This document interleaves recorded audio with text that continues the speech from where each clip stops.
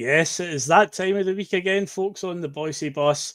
It's Friday night. As I always say, if you need a clue by now, you haven't been paying attention, because you know what that means. It is, once again, that Friday feeling on the Boise Bus, and it's one of those weekends again, folks. How are we all feeling about this?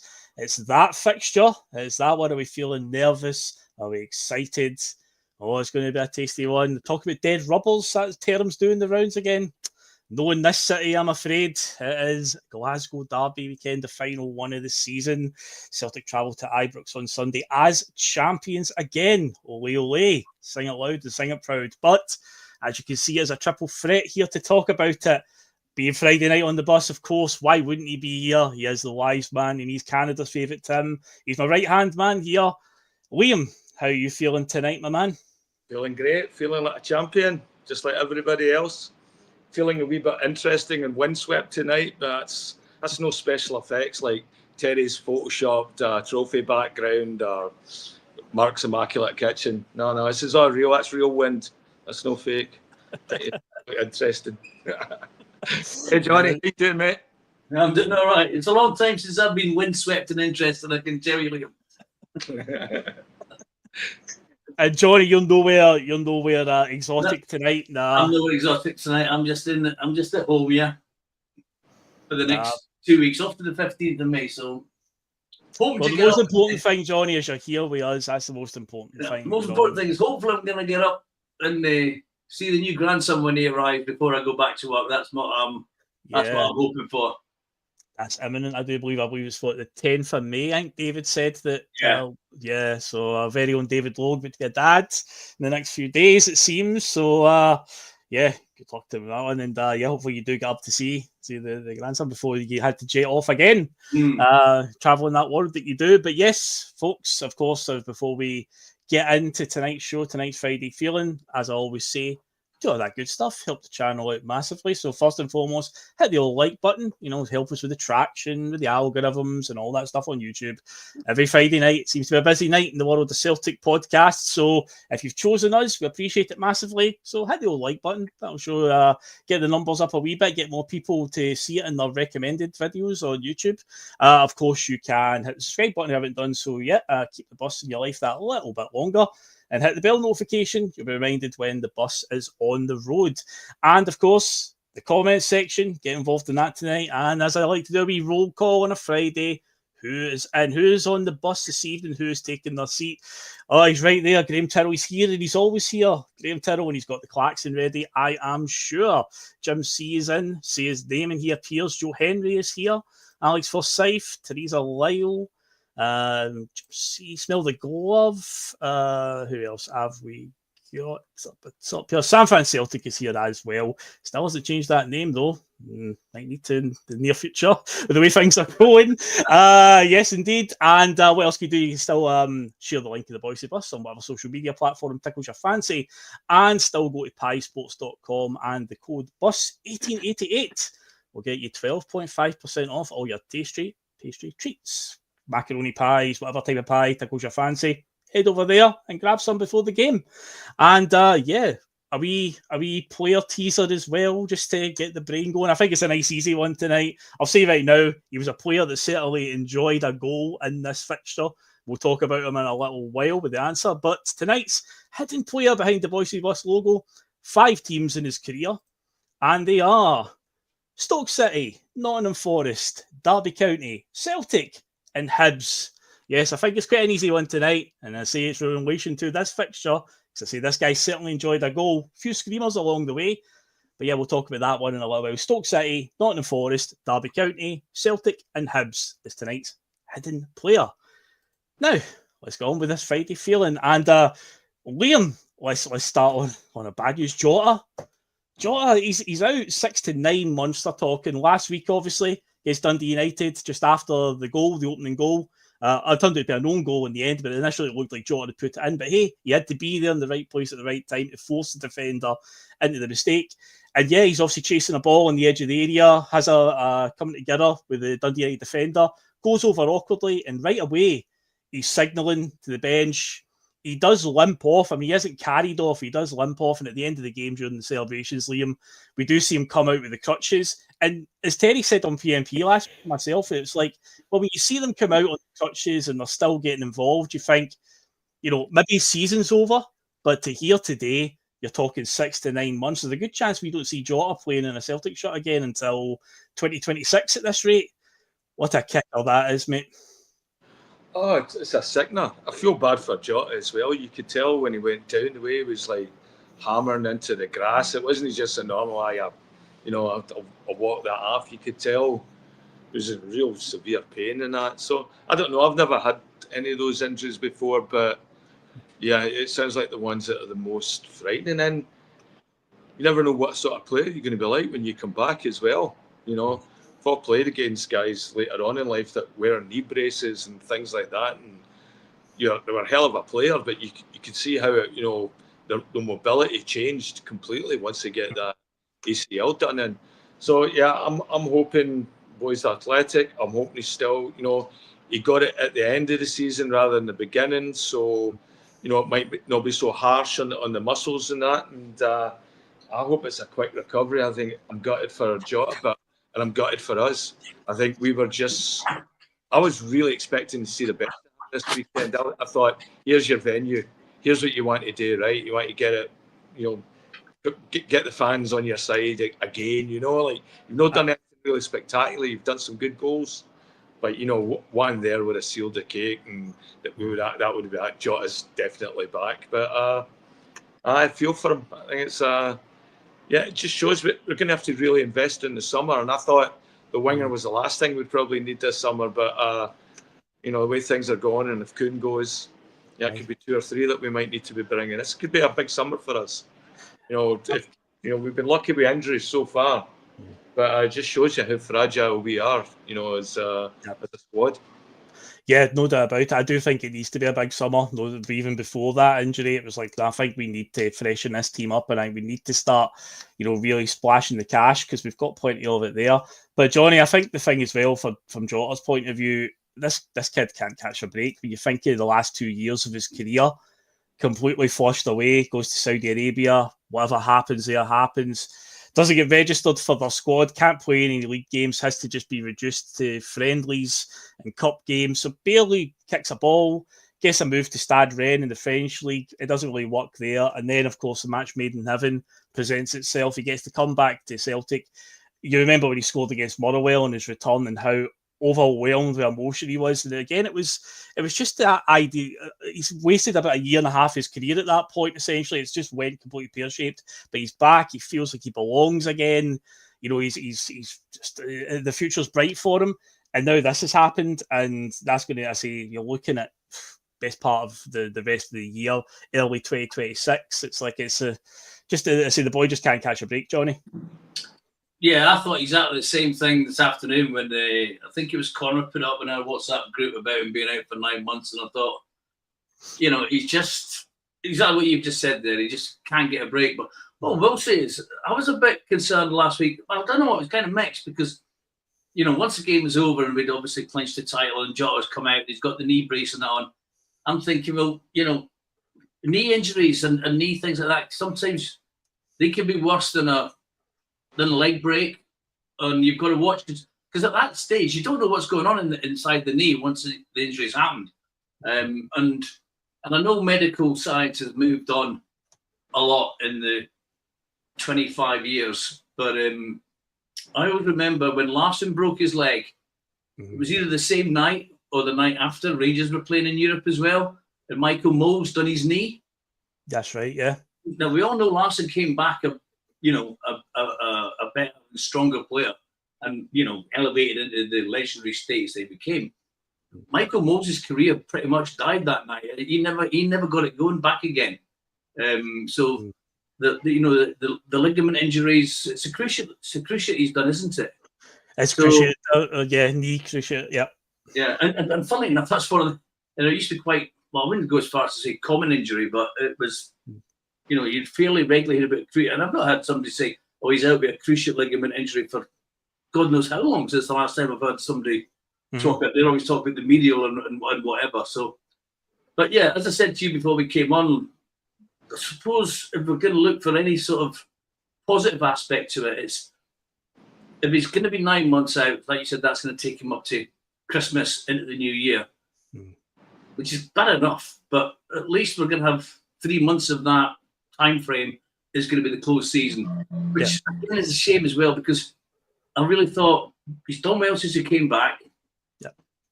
A full pre-season, and he'll be electric next year. And we're going to be deprived of that now, because it's now going to be probably the tail end of next season, even the beginning of the following season, before we see him back to what we know he's more than capable of doing. So, yeah, absolutely gutted for, as you said there, Liam, for him, more importantly, and for us as a support and for Celtic as a club, like, you know. But we'll just have to deal with it. We will indeed. It's over to the hierarchy at the club to deal with in the summer, accordingly. And as obviously Liam said there, there's a chance that Kuhn could leave as well. So, God, where does that leave us? And we never know when the summer's come along, you know, what players are. Will Celtic make a real concerted effort to tell Kuhn, you're staying, you've got to stay, sell it to him, because, again, but these are all things that we'll need to deal with in the summer. And also a couple of guys in the chat, John Walker and Graham Tyrrell, have brought this name up. John Kennedy went through a career-ending injury. It was a knee. It was a knee injury for him as well. The two of them have pointed that out. That was the Romania game, the Scotland friendly against Romania. They got him with that horrible tackle on him. And, yeah, it was a knee injury he never, ever recovered from. And, yeah, even though he came back and played after that, just never the same. And it just caught up with him. And, yeah, he had to hang it up. So they are horrible, horrible injuries. And, yeah, hopefully, God, this is Jota can overcome this. And, yeah, we can see the best of him again. And but yeah, the other injury news that came out as well today that just was a bombshell out of nowhere. Alistair Johnston's going to miss the game on Sunday as well, Liam. Canada's second favourite team behind yourself. That came out of nowhere, but apparently he needed, I think it was like some sort of operation, so they decided to do it after the Dundee United game because the title was now won. But apparently he's out now until after the St Mirren game, Flag Day, so he'll be back just in time for the Scottish Cup final. But again, Alistair Johnston, I know the last game against Rangers in particular, he was very underwhelming to say the least, him and Nicholas Kuhn down the right-hand side. But it looks like Tony Ralston will get a start. I mean, you know, a choice in that matter. But still, it's a big blow for Johnston to be out. I mean, last week against Dundee United, we saw him getting forward, doing what he does best, getting crossed into the box. Adam Eder, of course, scored one of his goals from Alistair Johnston getting to the byline, getting a cross in. So it's going to be a blow in that sense. And in fact, the week before against St Johnston in the Cup, again, Johnston was involved in one of the goals, the Jota one, the volley for Jota at the back post. It was Johnston, so he's capable of that. But yeah, that was a bit of a surprise out of nowhere, that one. Johnston's been he's been hard to figure out this year, and the fact that he's getting an injury he needs an operation for does something else as well too, because I thought he struggled this year. I really did. And if he's got the operation after that, I don't see the point of rushing him back for the final. Because I think right now with Tony Ralston stepping in, you get somebody right now, I think that's got something to prove. He's an international right back as well for Scotland. So I think this is a good chance for Tony Ralston to come in and shine, because I really think Tony Ralston's hard done by our support. The amount of people, even Connor last week saying, I'm one of these guys that likes to get on Tony Ralston. It's like, why? He's everything. It's like the same guys that that love Greg Taylor for some reason don't rate Tony Ralston. But I'm looking forward to seeing him play, because I'm a big supporter of Tony. I love what he brings to Celtic. I love that he's got energy, determination. You know, and I thought Alistair tuned out that last game against Rangers, and he has done that now and again, and I don't think Ralston's got that in his mindset to tune out against them. He'll know where he is every moment, and I'm sure that's nowhere else he'd rather be. Yeah, always gives us all. He really does. I mean, yeah, he's limited in times, but yeah, he never ever, shies away. I mean, I can remember one game in particular at Ibrox where he had a torrid time where they got away with all sorts that day, where Morelos stood on Ralston's back. Remember, this is the infamous one, the last Brendan Rodgers one before he left Celtic, where it was Ryan Jack that scored, but Callum McGregor started at left back that day. Ralston had to start at right back. But yeah, he had a torrid time that day, getting fouled. I say there's literally a clip out there it's not hard to find of Alfredo Morelos just like walking and standing on his back as Ralston's on the ground.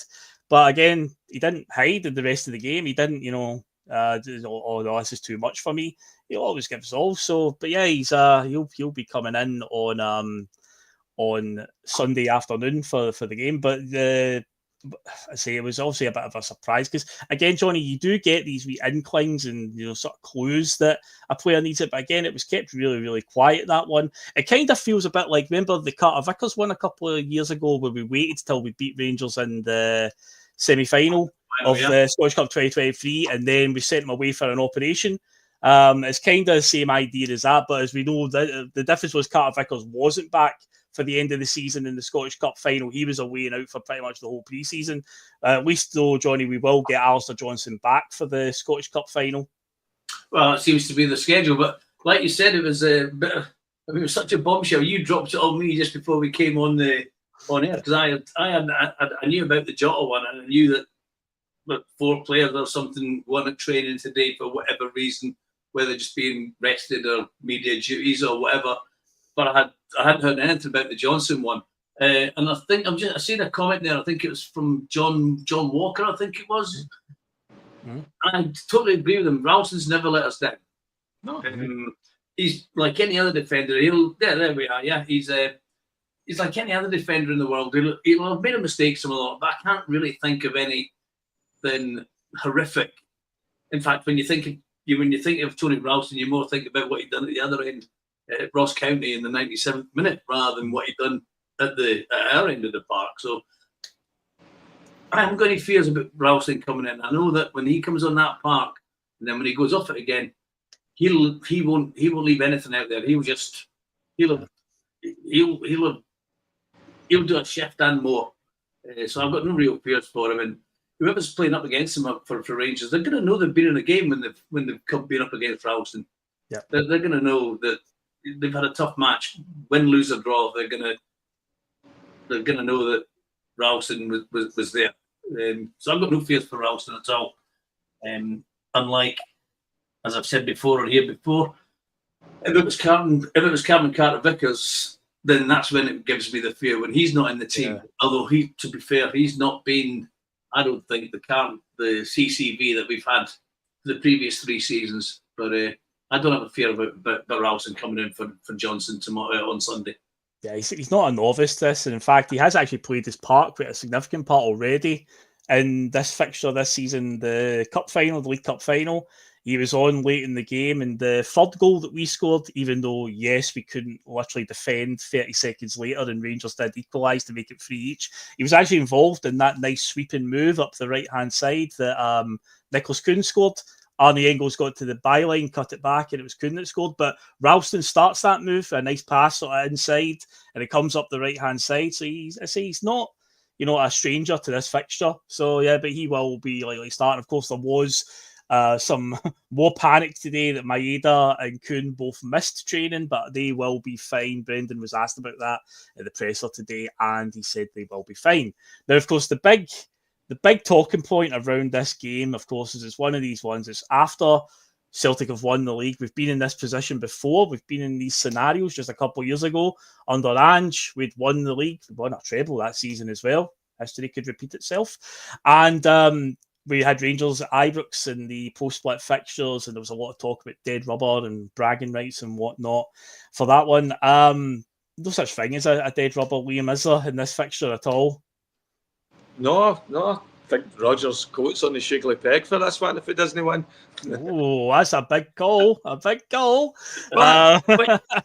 a lot. I listened to his press conference today, and it's the same bullshit you always get for Rodgers. He's a salesman. He really is, and and he's talking about the fixture. We'll find out on Sunday. I think this one's very much to win for the manager rather than the players. The fans want it. Fans definitely want it. We demand it. Yeah. But I think Rodgers needs that. I think it does. I think somewhere in his mindset, I know if it was me, I'd be really irritated at what's happening. So it's up for him to light a fire under these players' arses, whether we're short players or not. I think he has to get them the motivation to get into that place, which is going to be a cauldron tomorrow. They're going to be wanting, if they don't get points, they want bodies, So yeah, we want to see like a real rough and tumble game, and Barry will be demanding blood, So I think we're going, so if you're not up for that game and he can't get you up for that game, that's going to be really telling. I think that's going to be the conversation, because we've proved what we need to prove as a team as far as winning the league and all that. But beating them, that's different. We've not done that. And so other teams have done it, and they've done it, a lot easier than what we look to be attempting to do. And the other thing as well, Rodgers is still putting the same peg in the same square peg, same round hole. He doesn't change his system to them. And when we sit back and we do that possession-based football and that horseshoe starts to form, that's when they've been attacking us. And they've had a lot of success by attacking the back of that horseshoe. Look at the goals McGregor's gave away, Taylor's gave away, Johnston, all coming from the ball coming like sweeping across the back and then somebody nipping it, from a high press, which, I think they'll even try and do that at home. We'll take the possession. But I think this is a game for Rodgers to win. He has to show the fans that, okay, this is what a £3 million a year coach gets you, manager gets you. How do you show up? Because you're up against the ex-Morton manager. You should have a better plan. Yeah, that's the thing as well, Johnny. Like, we talk about like managers having an ego and backing themselves and whatnot. There's nothing wrong with that. A manager has to believe in their own ability, but we know that Brendan has got a bit of an ego. Again, he's our egomaniac, and that's why we love him. But going into this season, his record against Rangers was unbelievable. Every time we were going into matches with them, it was just like, you just had no fear. He came back last season and he showed, he's still got it after all that time away from Celtic, the controversy of coming back. He comes back in, Johnny, and obviously goes in. We even nipped one in the final, the Scottish Cup final. We didn't play particularly well that day, but we still, even at our worst, we were still getting away with it. This season we start with a really good 3-0 win against them in the first meeting of the season, blow them away. The cup final, there's a bit of a narrative around that the Rangers were the better team. If I remember correctly, that game was just not exactly a great one. The scoreline became a good one for the neutrals, but I remember the first half just being generally scrappy, where both teams were in it, and they only got a goal through our terrible mistake where Greg Taylor tried to pass the ball across the park. They intercepted it, went through and scored. Second half, we definitely went up a few gears, and we scored some good goals. Maeda's goal was a fantastic finish, composed. I said a few minutes ago, talking about the third goal that Nicholas Goon scored. Again, great sweep and move up the right hand side. Rangers 2 goals in that came from mistakes errors. Kyogo's foot gets in the way of a scuffed shot that basically deflects it past Kasper Schmeichel at a corner, and then the goal at the end where we went 3-2 up with minutes to go, and they've equalised. And then remember, an extra time. We were the only team looking to win, if I remember correctly. But again, there's this narrative that Rangers were the much better team in the cup final, and I'm like, I don't know about that. I say in the 30 minutes extra time, there was one team looking to win the game outright, and it was us. Of course, we did win it in penalties. But then, say we get blown away in the January game, Brendan Rodgers addressed that today and just said that he feels like when we've been in these really comfortable positions, that's where we've switched off, which isn't the thing you really want to hear. I mean, at the end of the day, we should be committed to just keep winning, and making sure it's all over the line. But we went into that game pretty comfortable. Then the game in March, I mean, we couldn't have had a worse first half if we tried. Second half, we pulled it back a wee bit and then just get sucker punched at the end. So right now, Brendan's probably like, how have we even got to this position? So that it will surely light a fire under him, Johnny. It must irk him a wee bit, because he's went from having one defeat against them in all the meetings. It was something like 18, 19 games or something like that. It was a really high number. And now, it's up to 3. Barry Ferguson probably won't be the manager as well next season. They're probably going to have wholesale change. And even though, there might be a lot of new personnel at Ibrox with this takeover they're having, it's still a big boost for whoever team can get the win. You talk about bragging rights. If we can go there on Sunday, get a win, sort of like nip this in the bud, this sort of turning for them, it puts us back in a strong position. But if they get that win, again, three victories in a row against us. It's going to give them that wee crumb of hope going into next season, Johnny.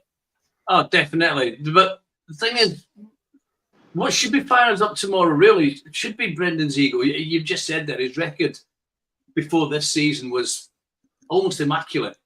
And then for us to have, the games that we've lost against them, like you said, Liam, there's no such thing as a dead rubber. The game's meaningless in the respect of the championship. And the game at New Year was meaningless in the terms of winning the league, as was the game at Parkhead there the other month there. But they weren't meaningless for us as players, as supporters. We won the first game of the season when it counted, when there was something riding on it, because it was early doors in the season and it meant something as far as opening up a gap. I think that took us to, did that take us up to a 6 or 9 point gap or something when we won that game? I think we definitely stretched the league because they drew the first game of the season at Tynecastle, I think. So they dropped points right away, right off the bat, if I remember correctly. And then we didn't lose a game until the January fixture. At Ibrox, we went on an undefeated run. So we drew with Dundee United, was the only points we dropped in the first half of the season, if I remember correctly. Yeah. So, but at that point, we'd already got a couple wins and they'd already drew with Hearts, if I remember right. Yeah, and so the game at the New Year game when they beat us at Ibrox, I didn't expect to win that game. I think not being on my own on that opinion, but what really pissed me off about it was I got the chance to go and watch that game in Dempsey's Bar in New York with the unrepentant Fenian bastards, Liam. And what a name! I love it. You buy them. I never bought one. The next time I'm there, I'm going to get one. But they got the t-shirts and the hoodies. But if you said to anybody in that bar that this was a meaningless game and a dead rubber, then you'd have soon been told otherwise. And then the last game when they beat us at Parkhead 3-0, I was working that day. I was in Amsterdam when we were doing a turnaround, and I could look on the phone and see what the score was, 2-0. Coming into land, we landed before I had a quick look on the phone. Well, we're back to 2 each. I'm thinking, all right, the next minute I look at 3-2, game's over. And I'm working with these two people up the back of the aircraft, and they weren't really into football. I said, that's not fucking weekend. Fuck now. Yeah. Completely ruined. Mm-hmm. And I don't want that tomorrow Sunday, because it's a long time to the next game. It's a long summer when if you lose the last Old Firm game of the season. Only thing at stake tomorrow on Sunday is bragging rights. I mean, let's believe me that there's no bones about that. But I want to win this game on Sunday as much as I wanted to win that first game of the season, and as much as I always want to beat them. So I think Brendan's ego, to go back to his ego side of things, is he's going to be telling these guys on Sunday, look, man for man, we are a far superior team to them. Yeah. There's not a single player in that Rangers squad that I wish was a Celtic player. Mm-hmm. And we should be able to deal with them. Jesus Christ, if St Mirren and Motherwell and Queen's Park can deal with them at Ibrox, what's stopping us from doing it? It can only be down to absolute complacency. Mm-hmm. And we just can't afford any complacency. Going back to Tony Ralston, we know there won't be any complacency from him when he comes on the park. And the other 10 guys in the park have got to show the same commitment, and we've got to go out there and do the job. Give us a nice send-off for the summer. Well, one of the things you brought up there, Johnny, talking about their current run at Ibrox, and I was stunned, Liam, to hear this. Didn't even realise this had happened. It's one of these things that happened organically, and it's not even registered with me until I heard it on another Celtic pod earlier today. Barry Ferguson has not won a game at Ibrox. Now, we're looking at the way the stars are starting to align right now, and it's like, oh God, please, no, don't let this happen. Apparently, they've only scored one goal at Ibrox as well under Barry Ferguson, so it's like, oh, Liam, oh, wise man, please give me some words of wisdom here. This isn't going to happen, is it? Surely this isn't getting set up for us to become the first ones to lose to them at Ibrox. I mean, this all comes down to who wants to see their coach, their manager in the best position here. You'll find out if they're playing for Barry, if they want him as a manager or no. I mean, they might be lying down because you see what he's like when the cameras are on him. I don't know what they're like when he's off. He's just like he's seething when he's happy. So I don't know what he's like behind closed doors, just like ripping things off the wall and all that. But yeah, don't make him angry. He's like a gremlin. Yeah, I don't know. I think their players, they might dig him out in that crowd as well. I mean, they've got the crowd behind them. We've got fans in for the first time, which is great. But I think that's just, still not enough to really make an impact. I didn't hear any of them when they were at our place. Well, we must keep in mind, remember, their club captain a good few years ago said that the players, when he was obviously there's a bit of personnel change from that time, but Tavernier is still there. He's still the club captain. He still breeds a losing mentality. Talked about the struggles that you have in front of their own fans, and it's no coincidence that right now they're on a horrible run in front of their own fans. I know this is going to be an ugly game. It's just be ugly. Everybody's, we're like, especially if we end up depleted in that. But yeah, I think there's going to be desperate football. I think from them. I think they really have to prove to the crowd that they need to get a win. And as you say, he'll be baying for it. He will have them up for it. I just want to see if they're going to respond to it. But you imagine he's thought of nothing more this week than how he's going to beat Celtic in every single way imaginable. Mm-hmm. And you're going to see all the dark arts out there as well. And and again we got Andrew Dallas on the VAR. And then yes, him and Nick Walsh. Nick Walsh is the man in the middle. So it's like the same. I don't mind Nick Walsh. He's like him. I can tolerate. But Andrew Dallas, that's something you have to watch as well too. We've seen what happens when VAR, what is considered something that's noticeable or remarkable, and what is just ignored. And sometimes the pundits in the studio have a lot easier time picking that stuff up with one camera angle than SFA referee with multi screens and VAR technology in front of him. Yeah, we're going to see if they'll come out swinging for Barry, and I think we need our guys coming out and say, right, we need to win this for the manager. He's going to or the whole team. We're going to look really bad here. We can't be losing 3 games in a row, and let's keep their misery going, because that will crack them. Well, one of the areas that is the most combative, obviously, it's an old cliche in football, Johnny, but the games are won and lost in midfield, in the middle of the park. The engine room, there's one guy in there that I think we're all looking at where it's like, this boy needs to step up. And I thought last week he had a good game. He was obviously very involved, and the obviously fantastic win up at Tannadice. I highlighted it on PNP with Terry. We'll talk about the second goal in particular that Nicholas Kuhn scored, the Arnie Engels pivot in the middle of the park to then just ping a pass right across into Maeda's path. The vision of it, the weight on the ball, it was absolutely perfect. These are the things we want to see from Arnie Engels. I've said a few times now when I've been on the show talking about it feels like we've paid 11 million for flashes of brilliance from time to time. But games like this, in the middle of the park, this is where he needs to do that sort of thing that Callum McGregor can do from time to time and take the game by the scruff of the neck. So you're in that area, you're in the trenches pretty much in that part of the park. And this is a chance because, again, it's like a lot of questions over him. There's a few players that we'll talk about tonight as well that we want to home in on. But this is a game, I think, where Arnie Engels, the league's now won.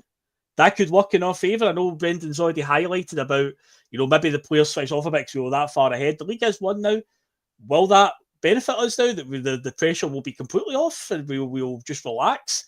We'll wait and see. But that's a guy that I'll be looking at very closely on Sunday is Engels to see how he copes with it. Because obviously the last game there wasn't a particularly good one for the whole team in general, but he, of course, got hit by an object from the crowd as well. So his day was probably 10 times worse than the rest of the Celtic players because that's how his day ended.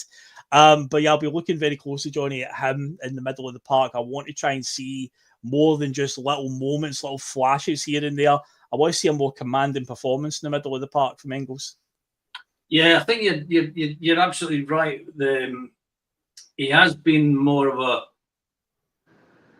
as Mark would say regarding Tati, a moment's sort of man. He can pick out some unbelievable passes. I mean, can't remember who we were playing, but there was one I remember particularly. He got the ball, and again a little bit of a pivot, and then he sent the ball down the. It was actually against. Was that against Rangers? I can't remember. Anyway, he sent. Was this the Motherwell game? Was this the Motherwell one when Jota scores, when he plays a through ball, Maeda picks it up and then squares it across to Jota? I think this was before Jota come back, so it must have been quite relatively early on in these days with us. But he just sent this beautiful precision pass down the wing to Johnston. I cannot remember for the life of me think, but it's been more moments like that.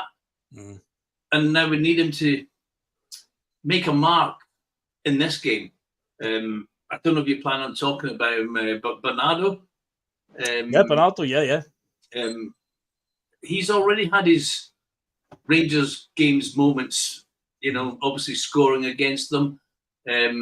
He basically, the cup final last year, the way he got the ball turned and left, who apparently has suddenly become the best Belgian football player in history, and is going to be the man who's going to take over from De Bruyne. All right. He just carries De Bruyne's water, as far as I know. That's all he does. Yeah, but he left him for absolute dead. And then, sent off a blistering shot that Butland just couldn't cope with, and obviously led to Jota scoring the rebound. And so Bernardo's had his Rangers moments. I think he's also got a bit more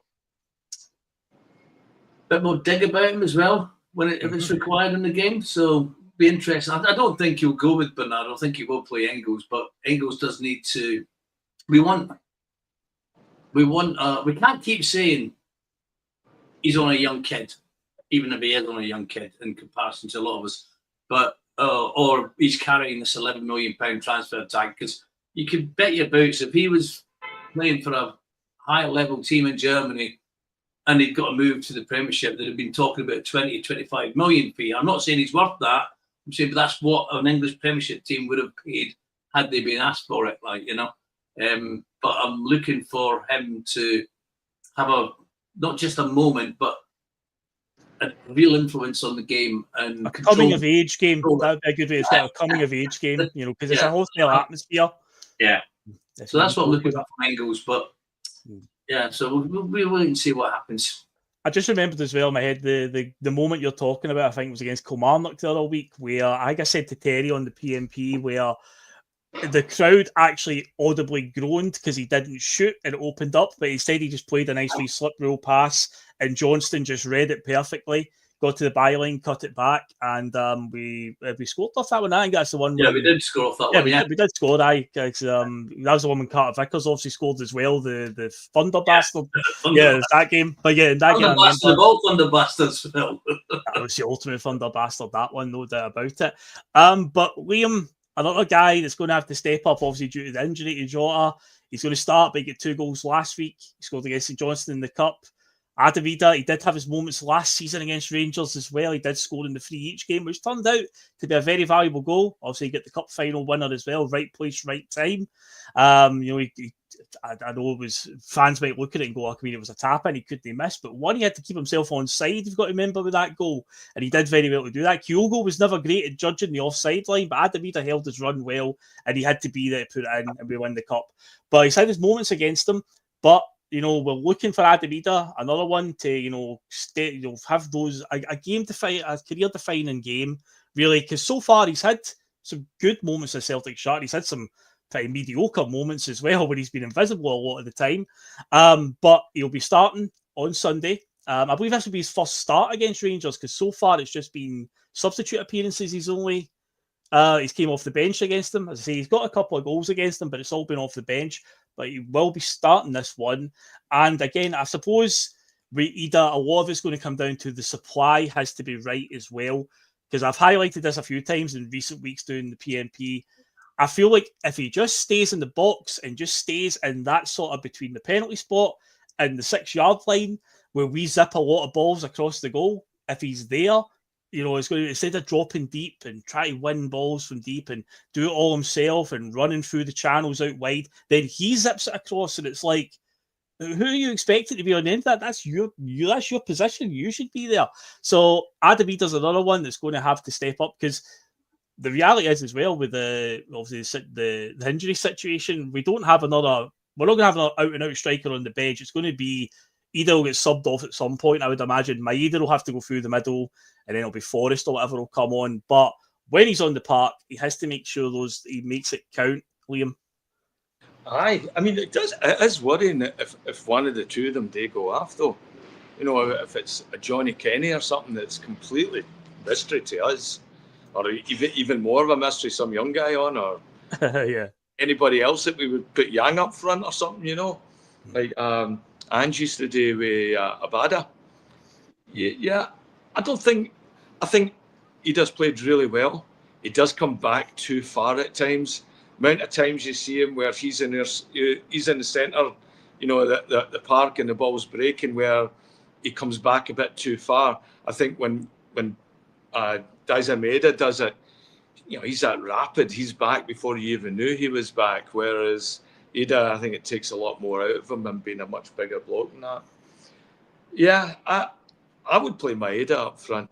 I would, if it was me, I would have Kuhn on the wing, Maeda in the front, and then Forrest on the other wing. Forrest. I think that's their best team of the players that we have left. I think Ida is more better coming on as an impact, especially too if we're changing it and we're getting balls across. You know, then that becomes like route one. That becomes a priority after he comes on. But I think we'll get more joy with Maeda in the middle of the park. He's, I think he'll give them more nightmares than he will Tavernier on the wing. You know, I think Forrest can give Tavernier just as much of a torrid time as what Maeda will. I mean, it doesn't matter who he's up against. If it's anybody with a bit of gal and a bit of direct pace, you know, James Tavernier, when he's going backwards, he's not the same guy.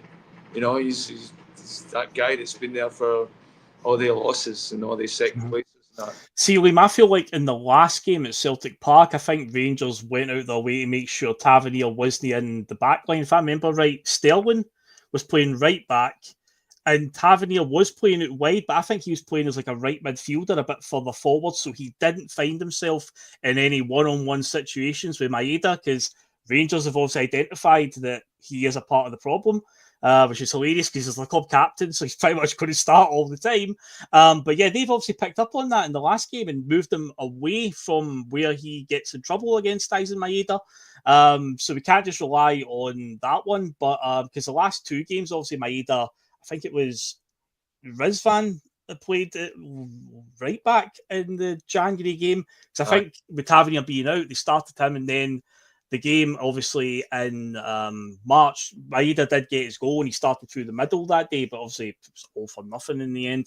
But Rangers, you know, they have picked up that, you know, Tavernier is actually a problem for them. So we can't rely on that. But anyway, Maeda's going to give whoever problems. Again, when you just look at their backline and look at guys like Robin Proper, you're like, Maeda, surely, going back to what Johnny said earlier on, Brendan Rodgers team talk, we're better than them in so many positions, in so many places. You'd imagine Maeda would have a problem up against any of them with the forum he's in, Liam. I mean, I want to see him up against Suter. I mean, as soon as you turn him, like that's it. You just have to turn Suter. He's good going forward. He's good at battling balls in the air and the physicality of the stuff. And that might suit him playing against more of an Ida than Maeda. I think Kyogo always gave them fits because Kyogo found all this space in there, and they don't like people where they can't see them, you know, because they don't have the pace, they don't have the recovery to react quick enough, as we've seen in so many Celtic goals, particularly with Kyogo. It was the fact that we were quick to react in the box, and if you look at Maeda, he's got the lightning fast ninja reflexes that is the quickest guy in the box. He gets to anything, whether a chance or seeing an opportunity. I think you start your best striker and then bring Ida on. Yeah, that's fair. See, Maeda's obviously, without a doubt, the number one striker at the moment, the forum he's in.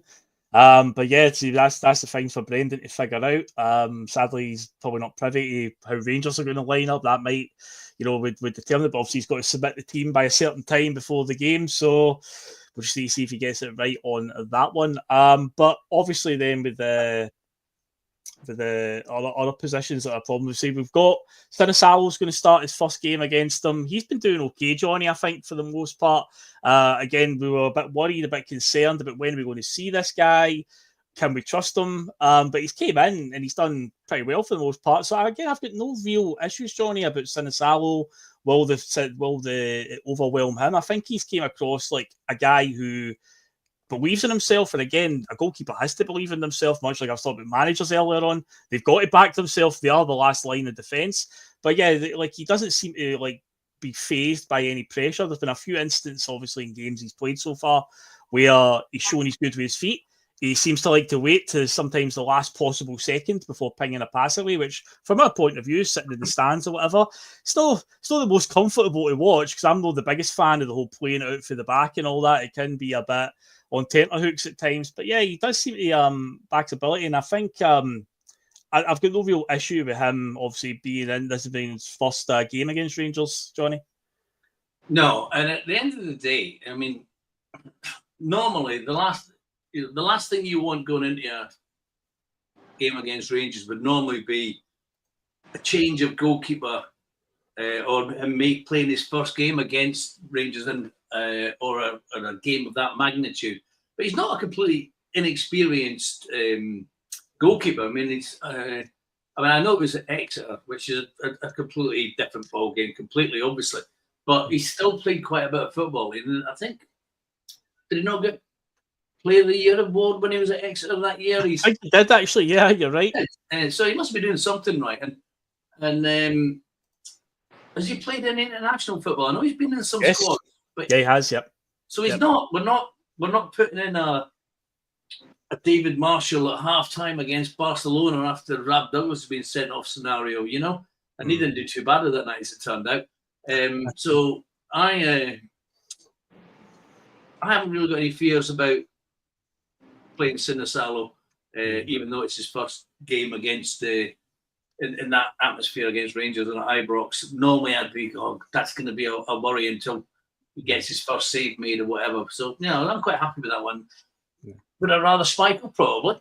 Oh, but again, at the end of the day, if we're going to find out what he's like, Sunday's not a bad time to do it. Yeah, that is it. Because so far, like the games he's played in, we were expecting to win those. Those are our bread and butter. This is the biggest fixture of the season against Rangers. So this is where you really, it's a sink or swim, the acid test, whatever term you want to use. This is where we will get to see what he's like.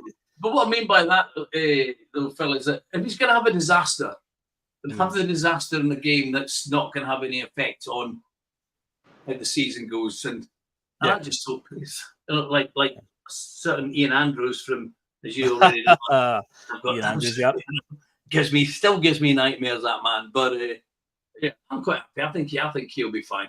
I think he'll be all right. Yeah, I mean, it's a game you're going to expect him to be really busy. They will have their shots. I've seen games at Celtic Park. I think we will get a decent look at him on Sunday. Yeah, no, I mean, I've been to games where, honestly, the life of Celtic goalkeeper is a doddle. You don't do anything for 90 minutes because the other team doesn't even attack, doesn't even get a shot at goal for the entire time. And then, but this one, though, he's going to be busy. But no, I'm confident enough that he'll be fine. And, of course, another guy as well, Liam, this season, people pinpointed the game in January as maybe the point where it was dropping off. And, of course, last week, no doubt about it, Nicholas Kuhn had a great game, scored a brace, but he was given it this after the second goal. I'm hearing you all talking. He aimed it at the Celtic fans, which was a hell of a lot better than what Eyal Berkovic did years ago to the Celtic fans to prove a point. We won't talk more about him though. But Nicholas Kuhn giving it, I hear what you are saying about me. And to be fair, us as fans, I think we were right to question that, you had a massive drop. You set the standard so high in that first half of the season that fans are kind of programmed that if a player suddenly has a massive drop, and with how players are, with how they can transfer away to other clubs, and the environment Celtic are in, we know that players that are playing well for us usually end up attracting interest somewhere and they move on. So fans are beginning to question, though, is his head turned? Is there a move in the works and whatnot? But last week, he gave it the big licks, and I'm like, okay, great. Prove it to us. Prove it was just a blip, and you are the player that we saw in that first 6 months of the season. And, of course, it was the game in January against Rangers where I think I don't want to say he took a knock, but he definitely was getting roughed up early on from the Rangers defence, and it looked like he wasn't enjoying it too much. And most people were saying he hid, and that's kind of been the beginning of the sort of drop-off point. But this is a game where, again, he's going to step up. As I've talked about Engels and that, this is a game where we want to see Nicholas Kuhn show us, what he's all about. Because again, we've seen it in the first half of the season. The player is there. It's not just a purple patch, I think. And Sunday is a good place for him to show us that game in January was just a freak of nature, and he has got the better of the Rangers fullbacks. Aye, well, everybody's Conor McGregor. Some boys don't like the physical stuff and that part of the game. What happens, right? And against Rangers, they always get away with one really good meaty tackle on one of the boys that should be a yellow or should be a red or whatever. And and then we don't look at what the lasting repercussions of that is. You get hit hard really early in a game, especially if you've had a previous injury there or something, and then all of a sudden, you can't put pressure on it, or you're feeling it swelling up, or you can't run because you think you're going to injure it more. I think that takes a lot of the dynamics out of your game, and I think he's a dynamic player. He has to be playing well. He has to have confidence, but he needs protection for the referee and also some of our other players as well. We have a lot of time, as you said, like Morello standing on Ralston and that.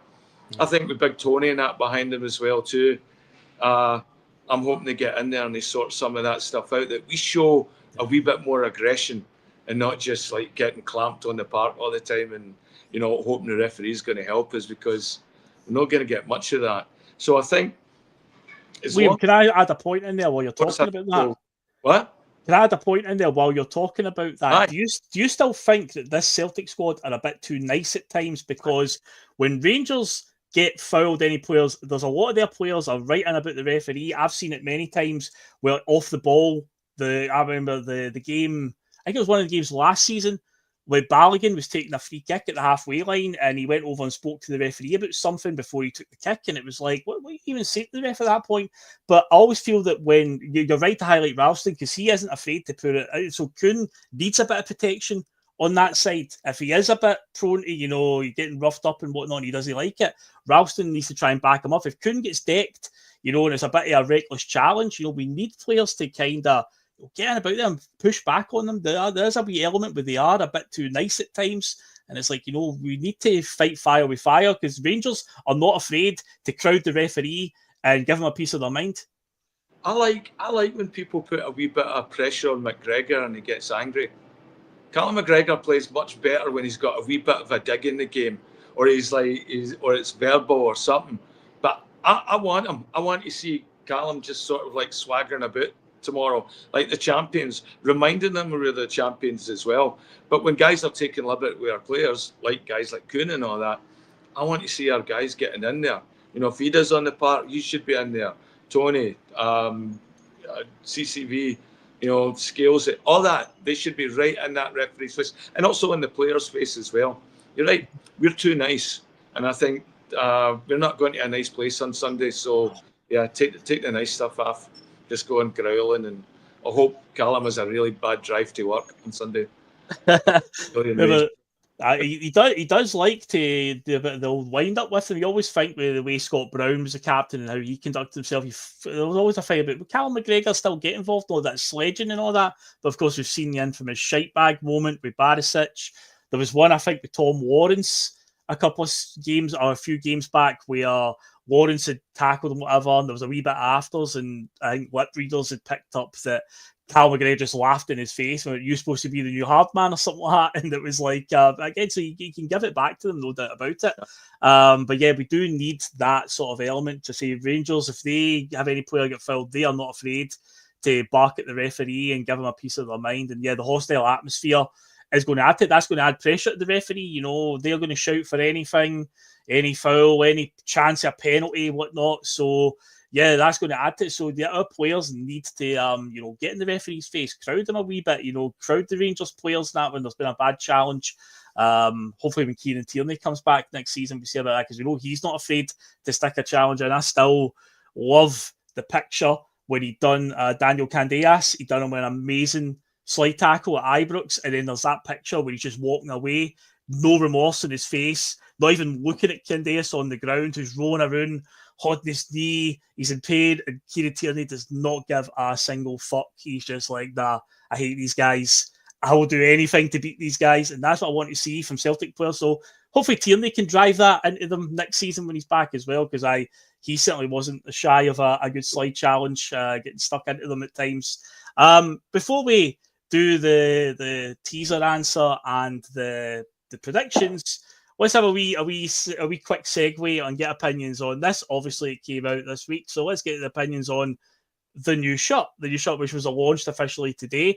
Initially, the leaked pictures made it look like it was black. There was black on it. There was obviously the white and green hoops, and then a black sort of Adidas design on it with the stripes. But it turns out, and I learned this today from speaking to the guy that I know who works within the social media at Celtic, the photographer who took the pictures, the lighting wasn't great, and they had to field a lot of pushback from fans saying, why is it got black on it and whatnot? Because people think back to 2 seasons ago, that sort of 23-24 shot that was a wee bit iffy, but the new shot is looking like this. It's obviously got a bit of a tartan design through the green hoops, and yeah, it is actually a very dark green as the Adidas accents on the Adidas stripes, and obviously on the collar and the end of the sleeves. Liam, you're very much an artist. What's your opinions on this one?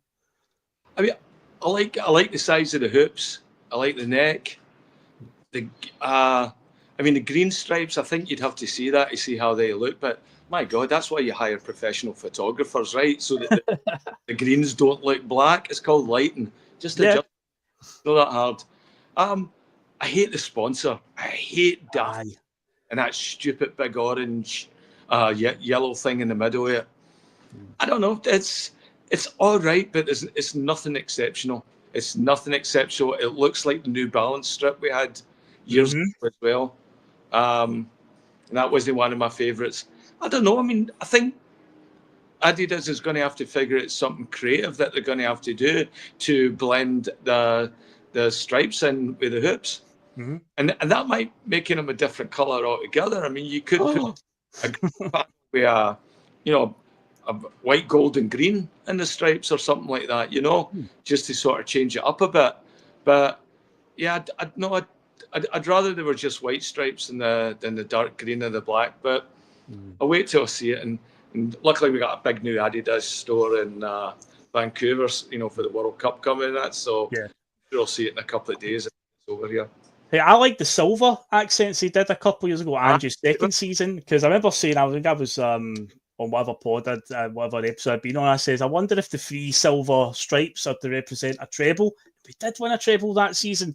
We did actually do it, but I quite like the silver. I thought it worked really well because it's a light colour, and obviously the shirt is obviously white and green, 2 light colours as well. So yeah, to me, the contrast there, but I say it looked black in the initial pictures, but it turns out, the lighting just wasn't very good from the initial pictures, and that's why a lot of fans were panicking that it was going to be black accents. Now, Johnny, I know what you're pining for. You long for the days of that Celtic shirt you're wearing right now to just return. You just want a nice, simple life, mate. You just want no badges on it, no sponsors, no Adidas, nothing. You just want green and white hoops. You even said no numbers and names on the back, just numbers on the shorts. You're just pining for 1967. Yeah, that would be. If they brought out that for this season, I couldn't tell you the last time I bought a football top. Any football tops I get are generally Christmas presents from David or my other lad Matthew. But I would go and buy the full kit if it was like this, shorts with the numbers on the shorts. I do actually quite like that one. In the fact, I agree with Liam. The thickness of the hoops are very similar to this. I can tolerate the tartan through it, but I'd rather it wasn't there, if I'm being honest. But I just noticed that when you put that photograph up, and I hope it doesn't look like this on the actual strip, but the top strip here, the hoop here, and then this bit that goes up there, it looks like it's badly sellotape.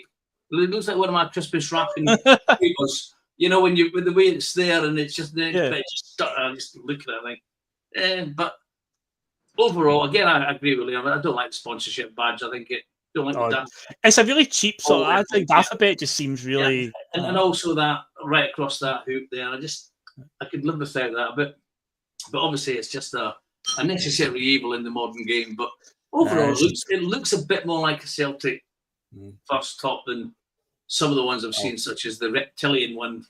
Oh, yeah, the reptilian one. I absolutely hated that. I think I said to you guys at the time, there used to be that, not the view that used to do the embarrass the hoops. Well, the player, they embarrass the hoops. Well, that thing embarrassed the hoops. Well, but it's not bad.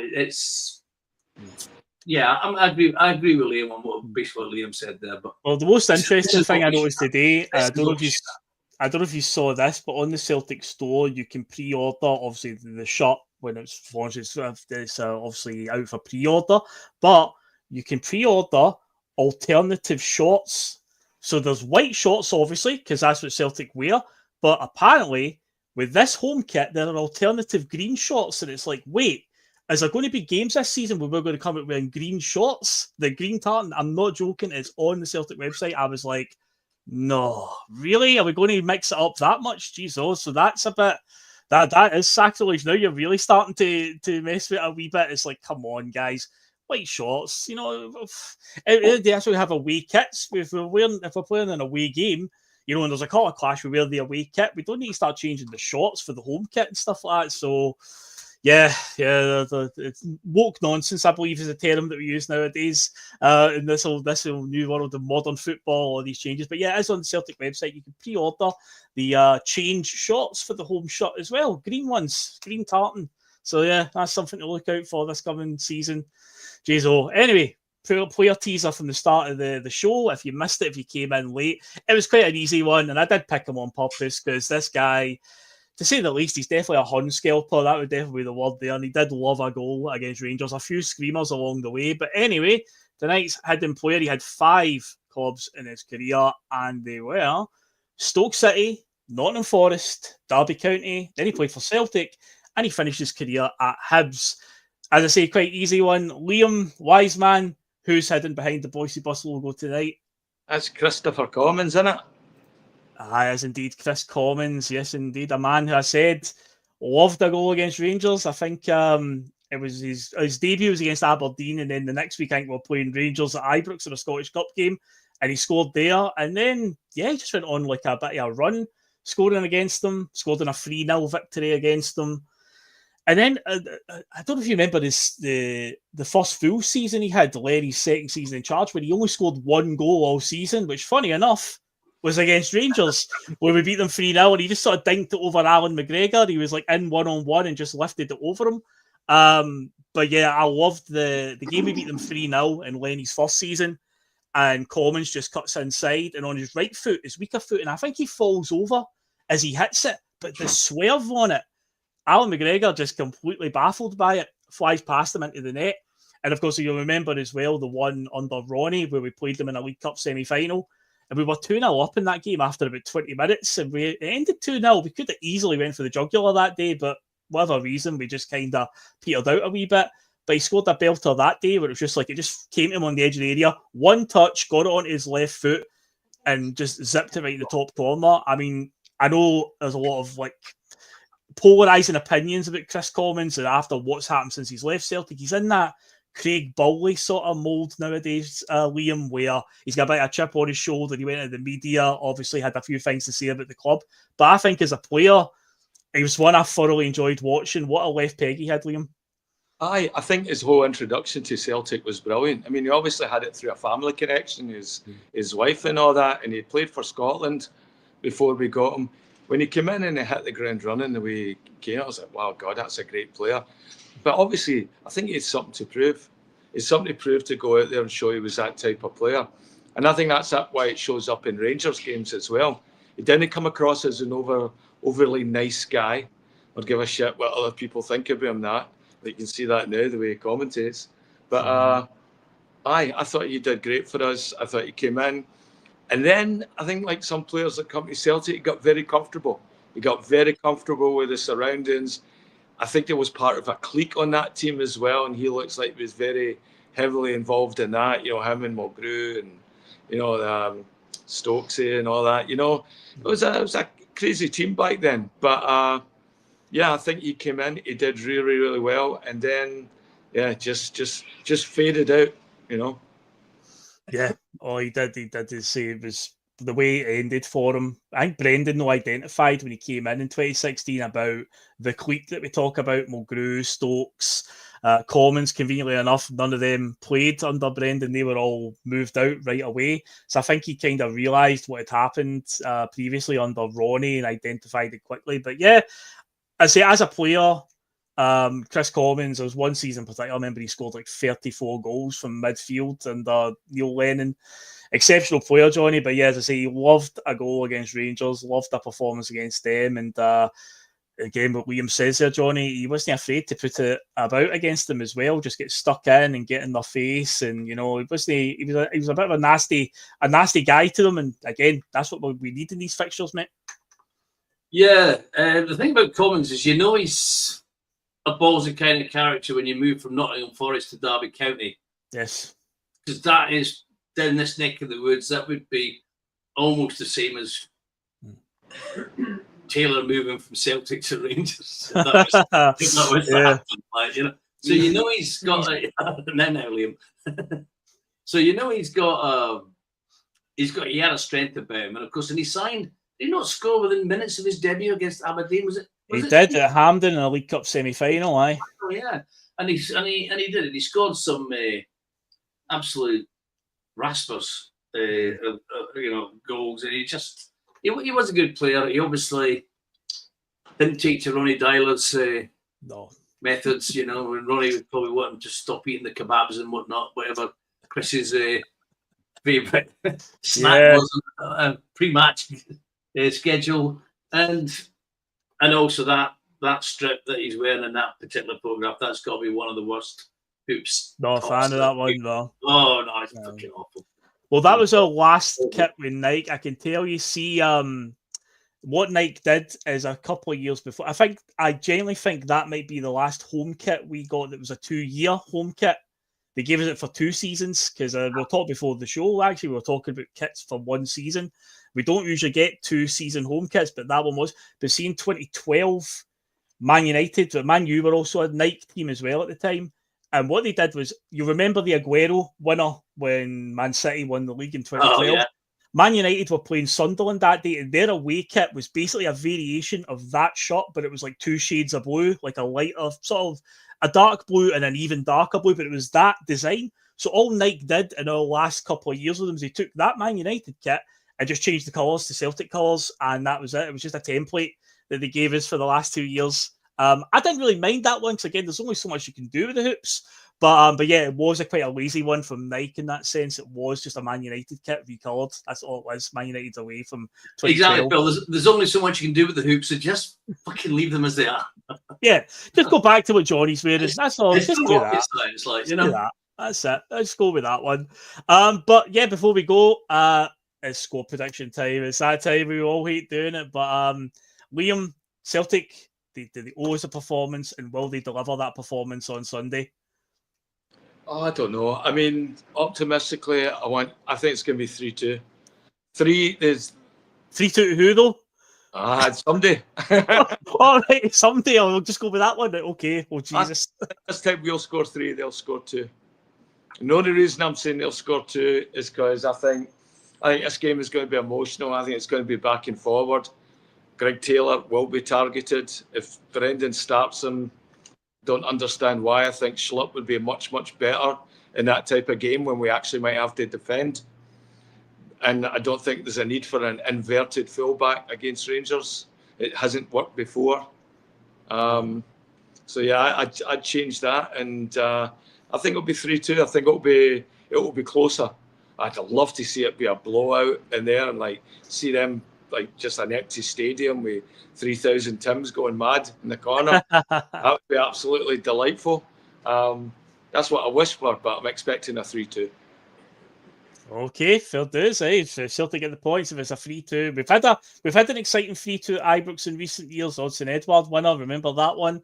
Hey, it's not good for the heart at times, but I've been more than happy to take that. Johnny, Celtic going to do it, mate? Are they going to deliver a Champions level performance? Well, I've been binge watching on BBC iPlayer This City Is Ours, and I think on Sunday we need to show them that the city of Glasgow is ours. And I'm going to go. I'm not going to say we're going to score a barrel, but I reckon I'm going to go for 2-0. 2-0. Okay, fair dues. Again, it's Greg Taylor scoring them both, Liam. Yeah. Yes. Love to see it. Aye, that's it. That's what Liam wants to be proved wrong. But yeah, I say as long as anybody in Celtic shop puts the ball in the net, but that would be particularly sweet if it was Greg Taylor. Right, this is a tough one. Again, I don't want to say that I would take a draw, because you don't want to take a draw, because at the end of the day, it is still what it is. It is the last game of the season. Celtic have won it. Obviously, we've been on a bit of a bad run against them recently. I think the worst I'm going to go for the worst that Celtic will come away with is a draw, but I think we sneak it 2-1. I don't think we'll score loads of goals. If we do win it, it's going to be close. It's going to be scrappy, ugly in places. They're going to drag us down to their sort of level and make it a bit of a slog. Do our players have the heart for a bit of a slog, being in the trenches there? I hope so. This could be a coming-of-age performance for some guys. Shows what you've got against them. So I'll say Celtic edge it 2-1, but honestly, I would be okay if we drew the game. Sorry, but just the truth. I just don't want to lose it. Just don't want to lose the game. If it ends a draw, fair enough. But yeah, that's we'll just see what happens. Hopefully, with the title now being wrapped up and the pressure now being off, maybe we will just go and play free-flowing, expansive football and just cut them apart, a bit like 2001 when we went there and won 3-0. Lubo Moravcik scored 2 that day, and then Henrik scored. We blew them away and showed them why we're champions. And yeah, hopefully we go and do that on Sunday. But either way, as long as Celtic just find a way to get a win, then that's all we care about. And then it'll be all eyes on the cup final. There'll be a few more games to go before then. But yeah, it'll be all eyes on that. We'll be talking about the team heading into that as well, who's going to make the cup final. So yeah, still a lot to decide this season, a lot to play for. A treble is still there to be won, but first and foremost, off to Ibrox we go. So yes, we're heading off now, guys. Thanks for joining us again on our Friday Feeling. That's been an hour and 12 minutes. And again, I'd say Friday nights are busy nights in the old podcast world. So if you chose the Boise Bus, thanks for doing so. Hit the like button on the way out as well. And yeah, we shall see you on the next one. Liam and Johnny, thanks for joining me as well tonight. And everyone enjoy the game when it comes around on Sunday. We'll catch you later, guys. Cheers. Thanks, lads. Cheers.